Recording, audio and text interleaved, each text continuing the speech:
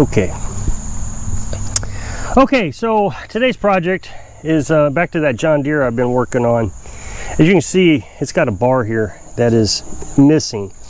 It certainly looks broken off on this side. It's jagged and it's bent. Over here, I can't really tell where it broke off from. So I'm just going, I don't even have that. I'm going to have to make cut a bar off of some steel that I got. And then I'm going to tack that on. Probably, not really sure, maybe from the, well, it doesn't matter. And then I'm going to try to round off the gap because, you know, there's going to be a step down. I know that somebody's going to tell me to weld it straight to the edge, but I think I want to get a little bit more strength out here in the center. And so I will overlap it like that. But then I want to kind of flatten it out. I could run a piece of steel all the way across, but of course that's going to cost more money. You know, take this one off, that'd cost more money because then I got to use more steel. So I'm just going to patch it up. Besides that, it's going to be hidden by the chute here.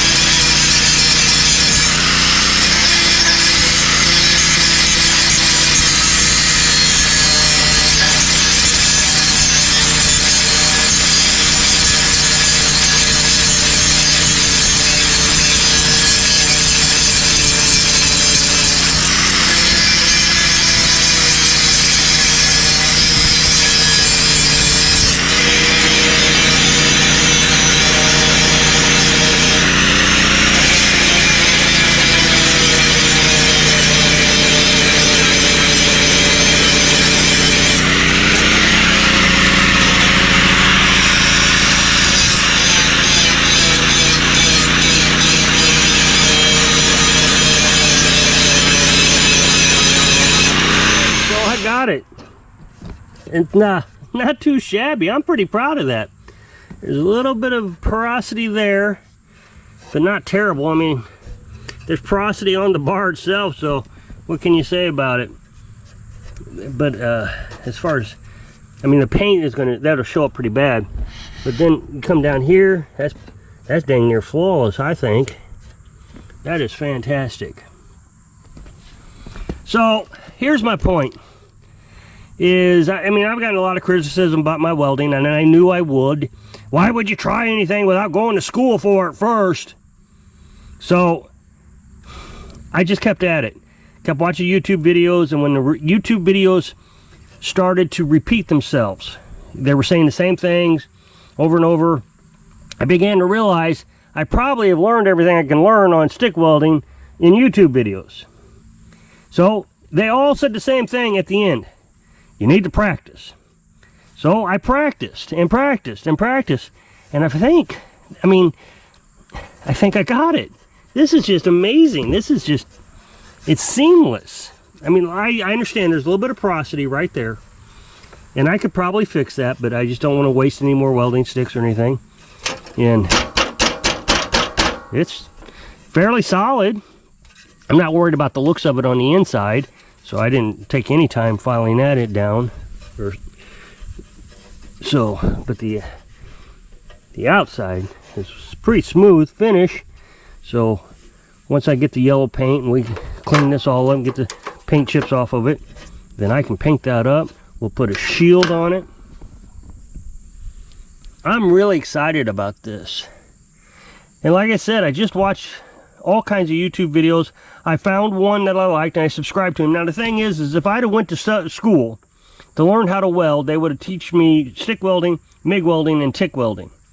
And I don't have the power for that, the electric. I've got one little generator, and that's my welder right there. It's smaller than a toaster. So I figured, do I really need to go to school and waste a bunch of money learning a bunch of stuff that I'll never use? Or should I just keep practicing like the YouTubers keep telling me? So I think I've learned my lesson to what happened up here. I showed you this a few days ago, I'm not sure. And I just had a huge porosity problem. And I just wasn't, I was going too fast. I was moving my stick too fast, and I learned that down here. Slow down. I see the weld bead, and I immediately want to speed up because I don't want to blow a hole through it. That's what I keep telling myself. Well, this time I just turned down the amps, and if I could strike an arc, I got down to 30 amps. It should be 40, but my amp meter on my welder may be bad. If I could strike an arc and get it going, then I figured that was good enough. So at 40 amps, I welded it so it would all seal up on both sides. And then to get it to smooth out and pretty up like that, I dropped it down to 30 amps. And I just kept building it up, and grinding it down. And then I got it. Now, I will fill this up with Bondo. I already got the Bondo. So once I get everything sanded up, then I'll fill this in with Bondo. We'll sand it down. And it should look pretty nice. It won't look too bad. But there's no reason to waste a bunch of more welding sticks on this. It would cost a lot, actually. $20 a box. I used a half a box on this, so 10 bucks. And I really didn't need to. So if you'll click the up next box, it'll take you to the video where I was working on this. So I hope I can inspire you to study and then practice so you can live your dreams. Thanks for watching.